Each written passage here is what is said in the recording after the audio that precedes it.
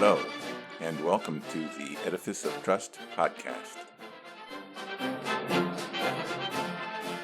The Edifice of Trust podcast is a thoughtful discussion of today's current events from the perspective of America's founding principles.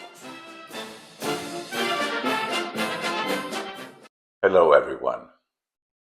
The Declaration of Independence did not just announce the independence of America, it also announced the independence of Americans. Your unalienable rights of life, liberty, and the pursuit of happiness, among the other rights, are not granted to you by government. They are endowed upon you by your Creator. Governments are instituted to secure those rights, and if a government becomes destructive to those rights, it is the right of the people to alter or abolish such government. The question that we must address is, has our current government become destructive of those unalienable rights endowed by the Creator? I would assert that Trump's MAGA-Republicans and the Democrats' leftist progressives would agree that the United States has become destructive to the people's rights and seek to abolish the current constitutional government to be replaced by some form of new government that would secure rights. But not only are the rights these groups seek to secure different from each other, they are also different from the unalienable rights as conceived by the founders. The unalienable rights as conceived by the founders were civil rights, which are also known as negative rights. Just reread the amendments to the Constitution known as the Bill of Rights. It is a list of things the government cannot do. Congress shall make no law. The right of the people shall not be infringed. The right of the people to be secure against unreasonable searches and seizures, etc. The rights described in the Declaration of Independence. But there is also a belief that there are positive rights, also known as social justice rights. Rather than restrain or prohibit government action, as is the case with negative rights, positive rights require government action. And because the government does not create wealth, the cost of positive rights must be paid by some citizens for the benefit of other citizens. These payments may be in the form of taxes, such that wealthier citizens fund the benefits to poorer citizens, or they may be in the form of deficit spending, borrowing the funds such that future citizens pay for the benefits of current citizens. The concept of such positive rights did not exist at the time of the founding. The Enlightenment philosophy on which our country was founded emphasizes the sovereignty of the individual and the liberty of the individuals to pursue their unique versions of happiness, what we now call the American dream. Poorer citizens suffered from their poverty, relying on the charitable giving of those better off for whatever meager benefits they might receive. However, such poverty was a great incentive to work hard, and many immigrants were able to work their way up from poverty. Nevertheless, in any large and complex society, there will be individuals that are not able to reap the benefit of such society, whether through physical or mental handicaps. Some accommodation should be made for those unfortunate people, but the current welfare system casts a much broader net. The welfare state seeks to convert an individualistic society into a collective or communal society where it assumes that the purpose of government is to provide for the people rather than to liberate the people. Liberated people thrive in a meritocratic society, although some will have greater success than others, creating an unequal system. But even though the system might be unequal, everyone is better off because of economic growth. Dependent people in a welfare state seek an egalitarian society where any gain by some is seen as coming at a cost to others. But if some of the people in an egalitarian society are incapable of rising up due to physical or mental incapacity, then other people must be held down in order to assure equality of outcomes. Schools and jobs are modified to accommodate the least capable in society.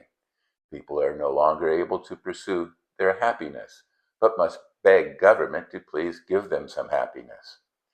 MAGA-Republicans and progressive left Democrats are happy to supply these panaceas to a cowed and helpless people. But that is not the post-Trump world I would want to live in, nor is it the kind of world I want to bequeath to my grandchildren. If we want to be truly compassionate toward those in our society that are less fortunate or struggling, we need programs that will give them the abilities to overcome the hurdles that we all face in life. They need to imbibe the American culture of hard work, a nuclear family, deferred gratification, and a deep respect for education and training. There is a reason kids of recent immigrants excel in school, not because they are inherently more intelligent than the rest of us, but that their parents drive them to succeed. Those parents firmly believe in the meritocratic society, which is why they left their home countries to come to America. And just like the Jewish families and families from Italy, Poland, and elsewhere that came to the US at the end of the 19th century, they knew as they struggled in sweatshops and factories that the next generation would reap the rewards of their sacrifice. The new immigrants of the 21st century may be working in nail salons and corner stores, but their children will be doctors, lawyers, and scientists of the next generation. Already, most of the CEOs of artificial intelligence startups are immigrants or the kids of immigrants. Our current welfare system has put millions onto a downward spiral of illiteracy, dependence, fatherless children, drug addiction, and suicide. Government programs cannot lift them out of this morass because it is those programs that have sent them there, as well documented by Thomas Sowell, and even as far back as the 1965 Moynihan Report on the Negro family. The current welfare system of entitlements must be reformed or transformed in order to break that downward spiral of dependency.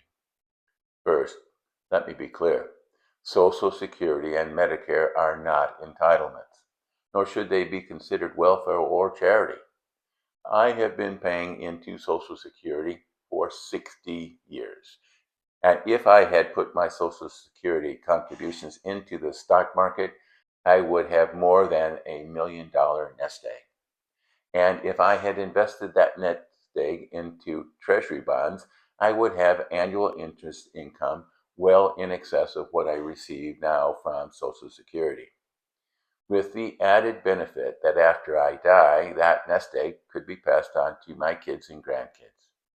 It's not my fault that the government used my Social Security contributions for current expenses, such as welfare payments and transfer payments. Nor is it my fault that the demographics on which Social Security was based have completely changed, such that the Social Security Trust Fund is practically broke. But even though Social Security's problems are not my fault, I am willing to make some sacrifice to reform the system and make it financially sound. But I want to make sure that one, other people must also sacrifice something, and two, the Social Security Trust Fund is rebuilt, which will require contributions from the federal government.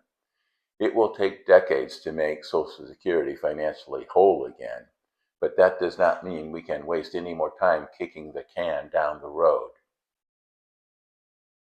Medicare is a trickier problem, but I have been contributing to Medicare for almost as long as for Social Security, and even in greater amounts. Further, I'm still paying into Medicare as well as supplemental medical insurance. These payments are my biggest expenses. Not only does Medicare need to be fixed, the entire healthcare system needs to be fixed. Healthcare in the US as a percent of GDP is larger than any other country in the world. But our healthcare problems are more than greedy doctors and big pharma, although those do exist. In its attempt to fix healthcare, the government has screwed everything up. Government has screwed up healthcare so badly, I would be scared to have the government create a single-payer system like in other countries. The solution to our healthcare system problems is not greater government control, but greater competition. Recently, President Trump urged pharmaceutical companies to lower their prices for prescription drugs, or else he would lower the prices that Medicare pays to the prices charged in other countries. But that isn't competition, it's government price controls. The problem is that much of the cost of drugs comes from R&D and clinical trials that can run into the billions of dollars. The cost of production is relatively cheap. In many other countries, the only buyer is the government, and these governments say they will only pay for the cost of production plus a small margin, or they will reverse engineer the drugs and produce them themselves, forcing the American people to cover the entire cost of the R&D and clinical trials. Instead of threatening American-based pharmaceutical companies, President Trump should threaten those countries that are stealing American intellectual property with sanctions or tariffs unless they pay the same price as Americans. So, Social Security and Medicare need to be reformed and restructured so that those expenses do not jeopardize the financial system of the entire country. This may mean larger contributions to the system and smaller benefits received, but some sacrifices will be necessary to avoid a complete collapse. And there is another $1.7 trillion of other mandatory expenses that need to be addressed. And don't forget the additional $1.9 trillion of so-called tax expenditures, much of which are part of the U.S. welfare system. Some of these payments are essential to the well-being of millions of people, but these payments must be structured as temporary benefits in order to encourage people to rejoin the workforce and be productive members of society. President Obama once bragged about how many people he had added to the welfare rolls, but this is not something that should make a person proud. President Obama should have been ashamed. The objective that could make a president truly proud would be how many people had improved their lives and gotten off the welfare rolls. The true goal of welfare reform is not to save money, although we do desperately need to save money. The true goal of welfare reform is to liberate the American people from a culture of dependency. American greatness, American exceptionalism is based on a free and liberated people striving to achieve their unique vision of the American dream. Thanks for watching.